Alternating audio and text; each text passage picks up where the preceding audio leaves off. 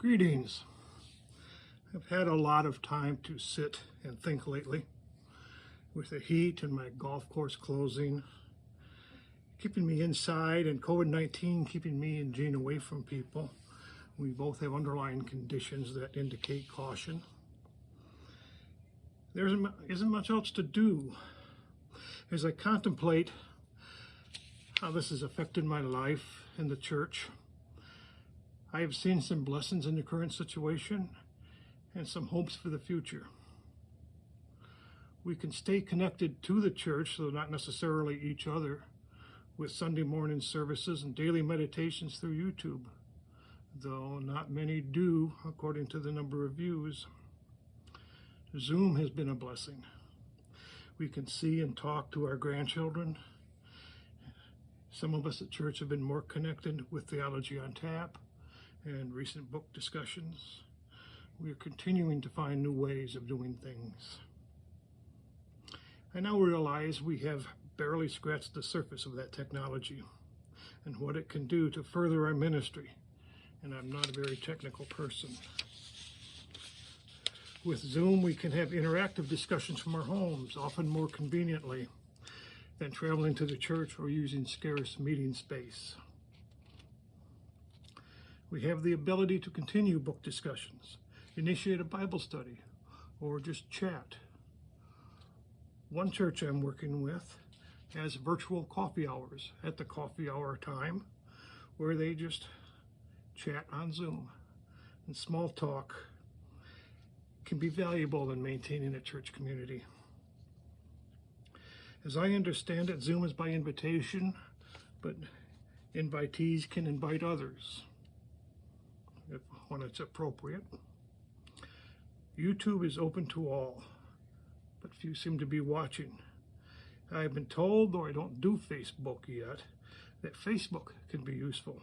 Another church I'm working with streams their services on Facebook somehow and actually have more views of their services on Facebook than they did in the sanctuary. There seems to be promise here for reaching beyond the sanctuary walls to do our ministry, and something that those more technically equipped than I can address. But that is one of my hopes. Another hope for the future is that we continue to use the creative energy that we found to find new ways to do the ministry to which we have been called, and to discern things we are called to do. The Constitution of our church calls us to ministry by naming the great ends of the church: the proclamation of the gospel for the salvation of humankind, the shelter and nurture of spiritual fellowship of the children of God, the maintenance of divine worship, the promotion of social righteousness,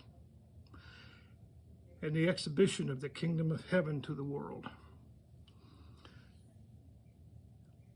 All these can, at least in part, be done by ways not confined to sanctuary walls.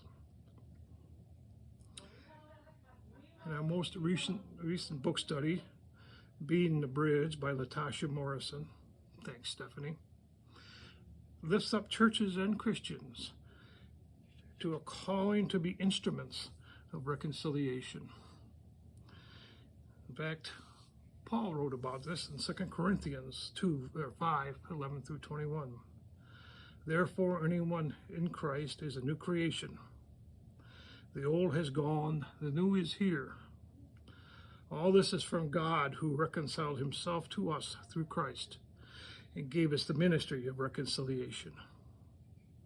That God was reconciling himself to the world in Christ, not counting people's sins against them, and he has committed to us the message of reconciliation.